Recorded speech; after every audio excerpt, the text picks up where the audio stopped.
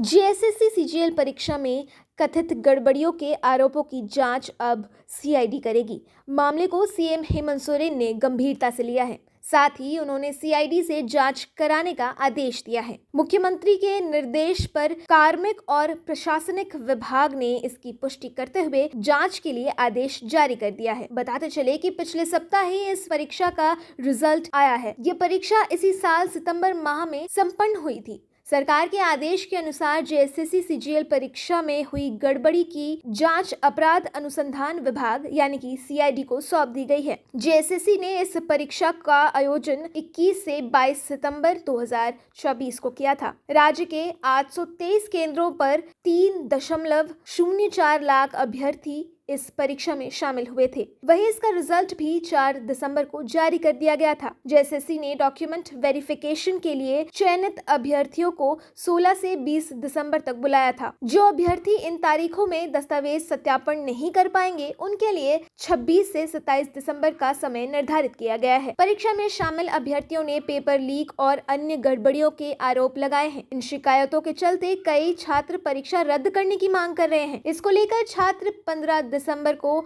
आयोग के कार्यालय का घेराव करने की तैयारी में हैं। परीक्षा रद्द करने की मांग को लेकर राज्य भर में विरोध प्रदर्शन जारी है। इस बीच 15 दिसंबर को संभावित घेराव को देखते हुए सरकार और प्रशासन अलर्ट मोड में है। इस बीच सीआईडी जांच का आदेश भी आ गया है। दरअसल जेएसएससी सीजीएल की नियुक्ति प्रक्रिया तकरीबन 9 साल से चल रही है, मगर अभी तक इस परीक्षा से संकट के बादल नहीं छटे हैं। हर बार नए सिरे से नियुक्ति शुरू हुई, लेकिन किसी न किसी कारणवश ये रद्द होता चला गया। इस दौरान 3 चेयरमैन आए और चले गए।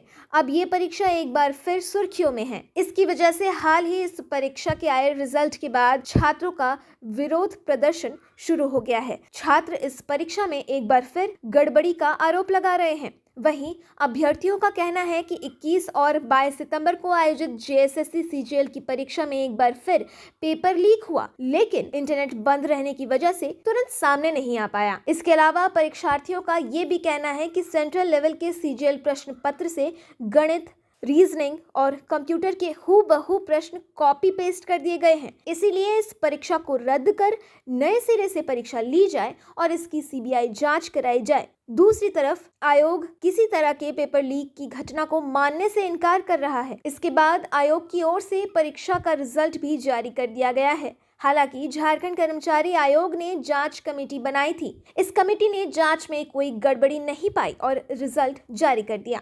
दरअसल इस परीक्षा की प्रक्रिया पिछले 9 साल से चल रही है। इस परीक्षा के लिए पहली बार विज्ञापन साल 2015 में प्रकाशित हुआ था। उस वक्त आवेदन भरने का शुल्क 1000 रुपए था। 21 अगस्त 2016 को इसका प्री एग्जाम हुआ और अक्टूबर में रिजल्ट प्रकाशित कर दिया गया, लेकिन मुख्य परीक्षा संपन्न नहीं हो सकी और इसे फिर रद्द करना पड़ा। साल 2017 में फिर से आवेदन के लिए गए और परीक्षा की संभावित तारीख 2018 रखी गई। इस बार पदों की संख्या में बढ़ोतरी की गई। इसके बाद परीक्षा की संभावित तारीख के फिर बदलाव करते हुए 2019 का नवंबर-दिसंबर का महीना रखा गया, लेकिन ये परीक्षा भी नहीं हो सकी। इसके बाद नई सरकार बनी और साल 2021 को नियुक्ति वर्ष रखा गया।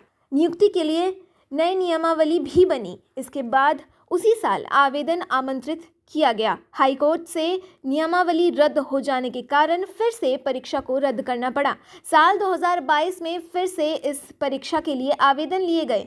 परीक्षा की संभावित तारीख अगस्त में रखी गई, लेकिन फिर परीक्षा टल गई। आखिरकार लंबे इंतजार के बाद साल 2024 के 28 जनवरी को फिर परीक्षा आयोजित की गई, लेकिन पेपर लीक हो जाने के कारण इस परीक्षा को रद्द करना पड़ा। छात्रों के प्रदर्शन के बाद इस साल 21 और 22 सितंबर को परीक्षा आयोजित की गई, लेकिन ये परीक्षा अब भी विवादों में है। इस दौरान कितने अभ्यर्थियों की उम्र निकल गई, आवेदकों की संख्या भी बढ़कर 6.5 लाख हो गई। अब तो रिजल्ट भी आ गया है, फिर भी इस परीक्षा से संकट के बादल नहीं छटे हैं।